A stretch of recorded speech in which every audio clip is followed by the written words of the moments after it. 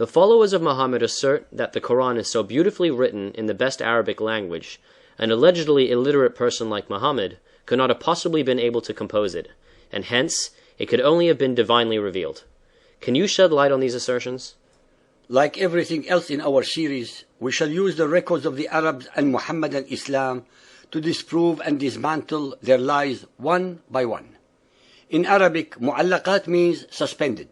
These were magnificent poems composed by some of the most illustrious poets of Arabia long before Muhammad and his Quran.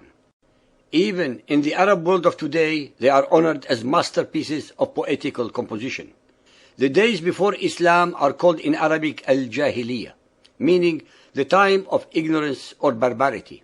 However, it was during this alleged time of ignorance and barbarity that many of the best and most beautiful and romantic Arab poetry were conceived, a fact recognized by the Muhammadan Muslims themselves. In those days, the Arabian Peninsula was divided among many small tribal territories and sheikhdoms, and in each tribe there was a poet, sha'ir, who was second in importance only to the sheikh, the head of the tribe. The poet was responsible for keeping the history and the genealogy of the tribe, and in his poems he glorified the tribe and mocked its enemies. In reality, these poets were the news reporters par excellence of pagan Arabia.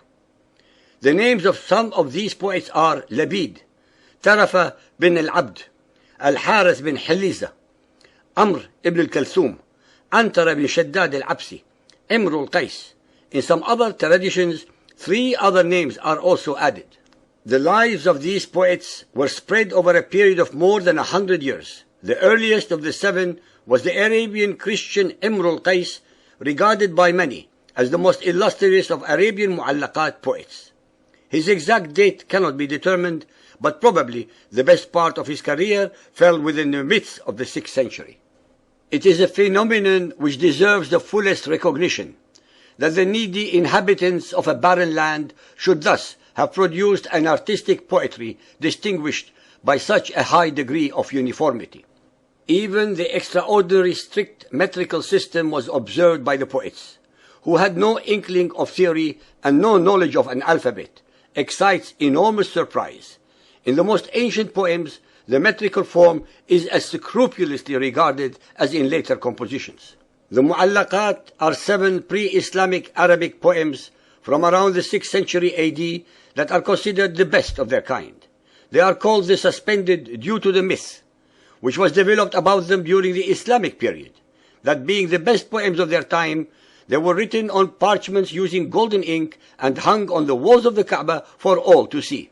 However, that name first appeared only a long time after the poems had been composed, since the title Mu'allaqat is not mentioned at all in the sources from that period. It is therefore a false myth, which comes from romanticizing the pre-Islamic period by the later Muhammadan scholars. Since the Arabic culture of that time was mainly oral, these poems were at first not written down, but recited and later memorized by individuals, usually the poet's apprentices. The first mu'allaqat compilations were written in the beginning of the Islamic period, 7th to 8th centuries, about 200 to 300 years after they were composed. The number of poems that were included varied, but 7 of these poems are considered a canon to this day. At the head of those 7 is the one written by the Christian Arabian poet Imr al-Qais.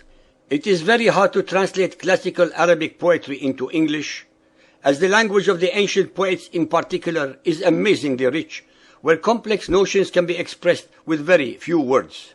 Perhaps the oldest passage, where it is stated that the poems were hung up, occurs in Iqad al-Farid, the precious necklace by the Spaniard Ibn Abd Rabbihi.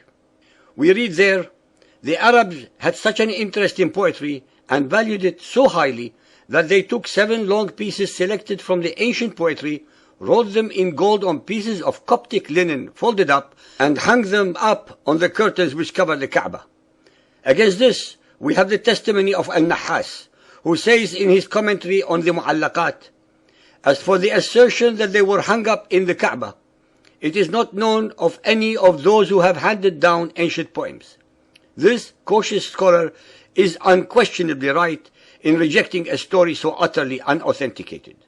Even more pertinent is the fact that most of the pagan Arabs were illiterate, and hence hanging these poems to be read would have been a useless exercise, especially since the Arabic written of those days did not yet have vowels and there were several different Arabic dialects. After all, the customs of the Arabs before Muhammad are pretty accurately known to us.